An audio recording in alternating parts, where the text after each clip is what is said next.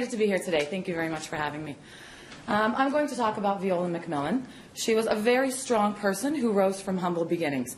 Her mining career started in the 1930s.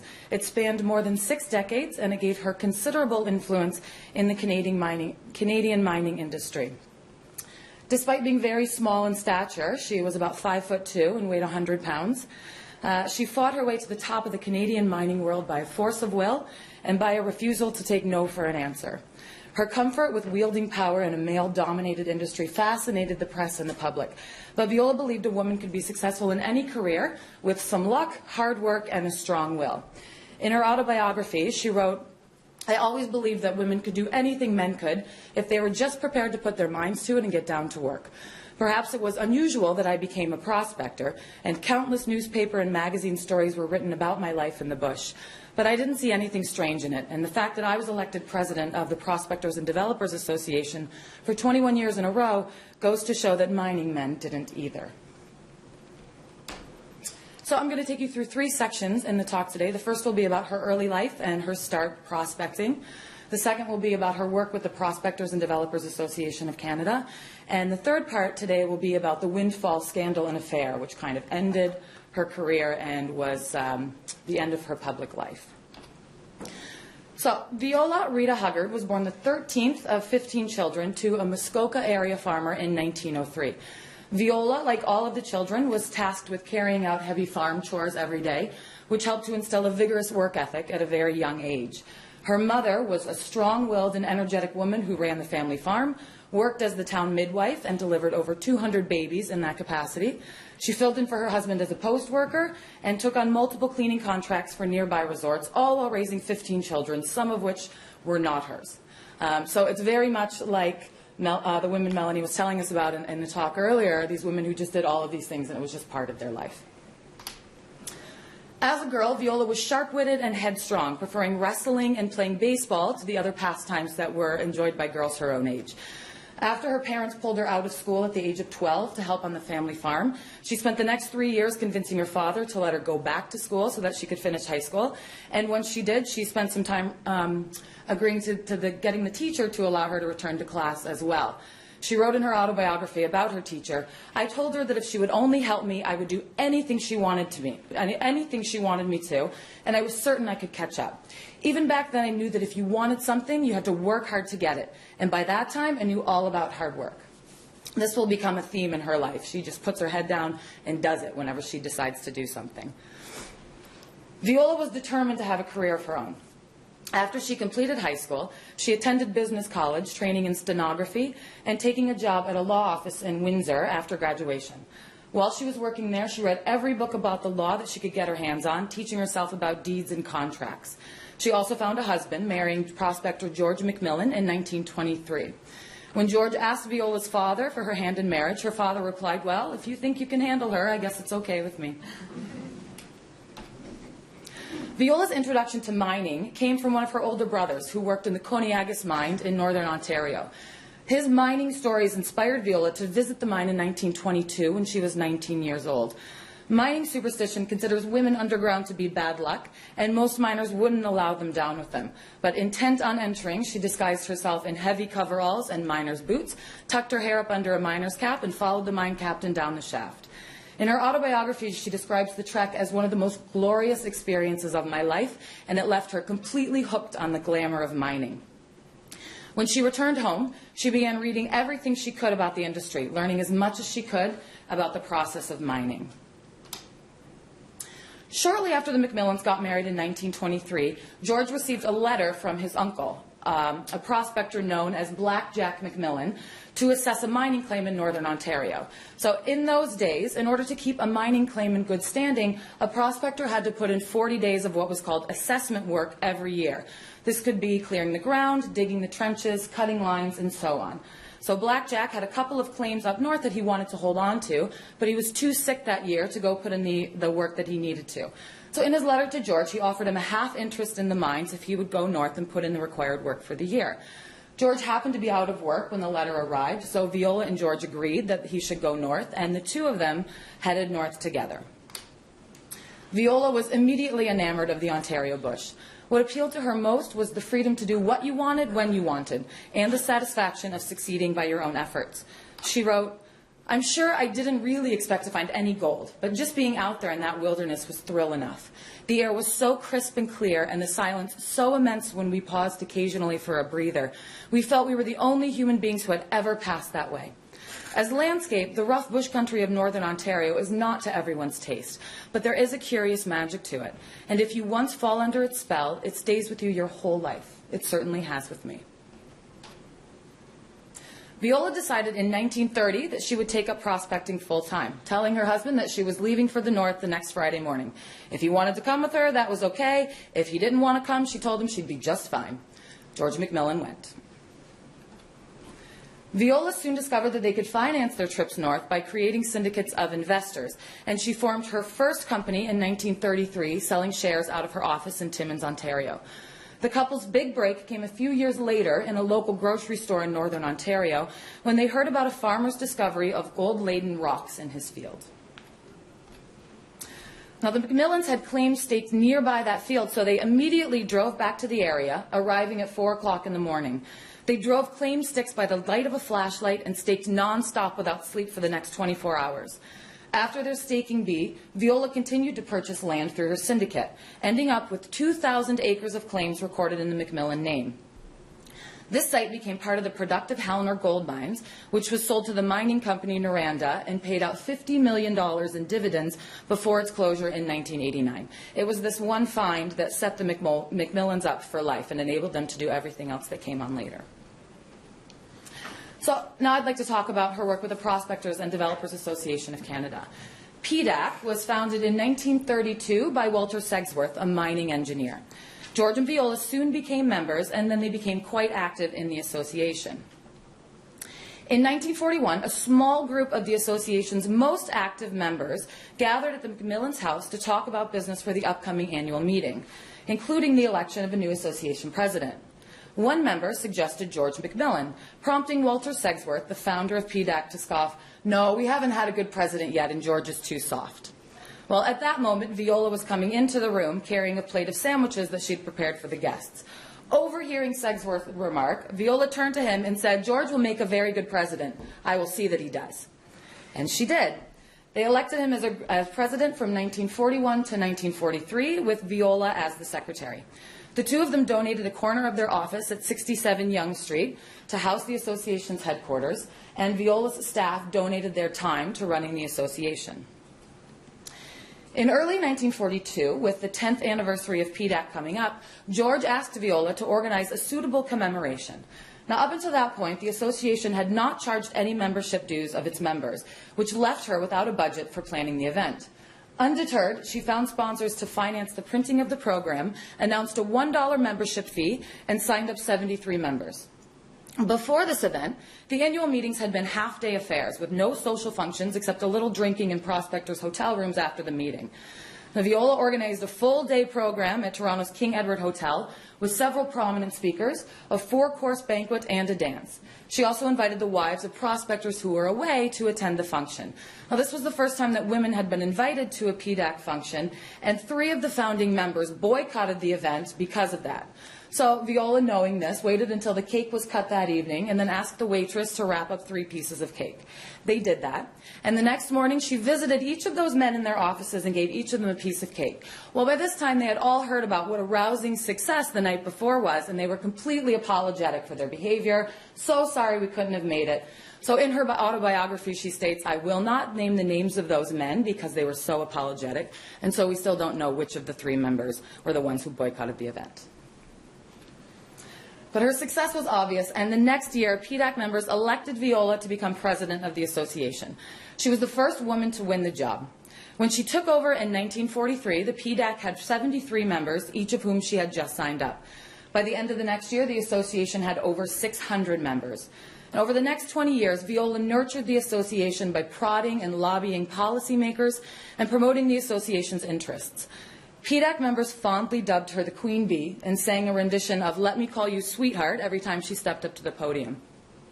When she stepped down as president in 1964, the PDAC boasted more than 4,000 members. And now I will talk about Windfall, the Windfall Affair and Scandal, which was the end of Viola's career. Prior to Windfall, the MacMillans did a lot of incredible work throughout the mining industry and were very, very important. But I only have 20 minutes today, so I guess I have to talk about the bad stuff too. In November 1963, Texas Gulf sulfur geologists from the American company working near Timmins, Ontario, found a copper, silver, zinc ore body worth an estimated $2 billion. It's about $16 billion in today's money. The American company worked to keep the find secret while quickly and quietly securing prospective ground in the area. But by late winter, rumors were circulating as the company amassed large tracts of land and flew unusual quantities of drill core out of the area by helicopter. In mid-April 1964, Texas Gulf issued the following release. Texas Sulphur Company has made a major discovery of zinc, copper, and sulfur in the Timmins area of Ontario, Canada. This is a major discovery. Preliminary data indicate a reserve of more than 25 million tons of ore. Shares of Texas Gulf, which were trading at $17 when the hole was drilled, closed at $37 that day and eventually climbed to more than $170 as confidence in the economics of the find grew. Now, the MacMillans had a number of claims staked near the Texas Gulf mines, and as the rumor mill churned out speculation throughout the winter and into spring, George and Viola rushed to accumulate further claims near the site. They ended up with control of the Windfall site by April 1964.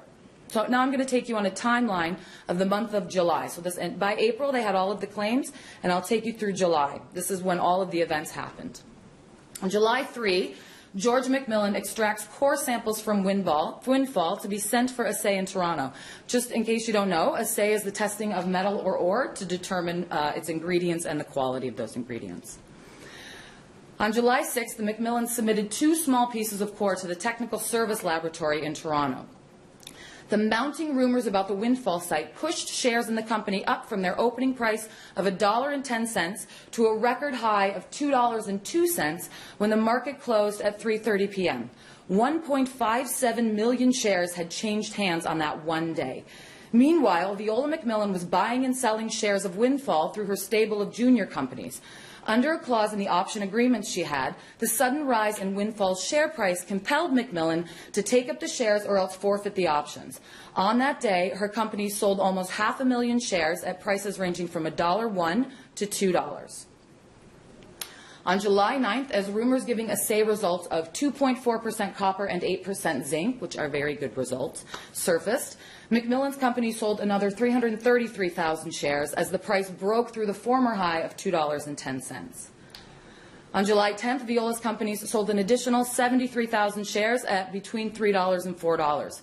By the time the market closed that day, all of the options had been exercised and the bulk of her trading activity was complete. Excuse me. On July 13th, the TSX ordered the MacMillans to release a statement of assay results.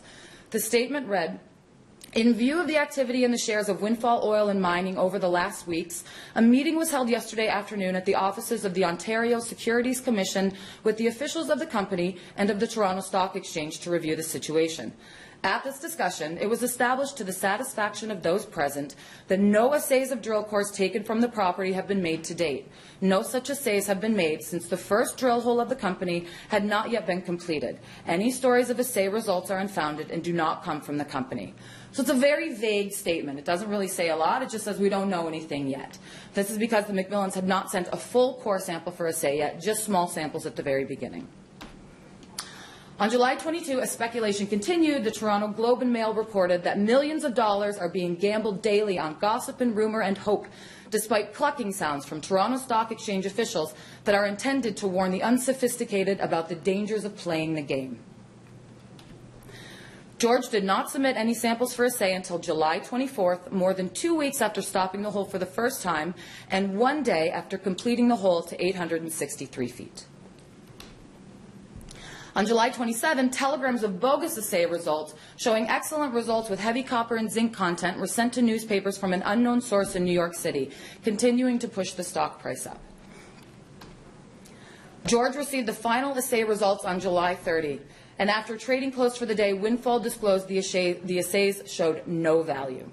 Having once traded up to $5.60 and closing at $4.15 that day, shares plunged overnight to 80 cents.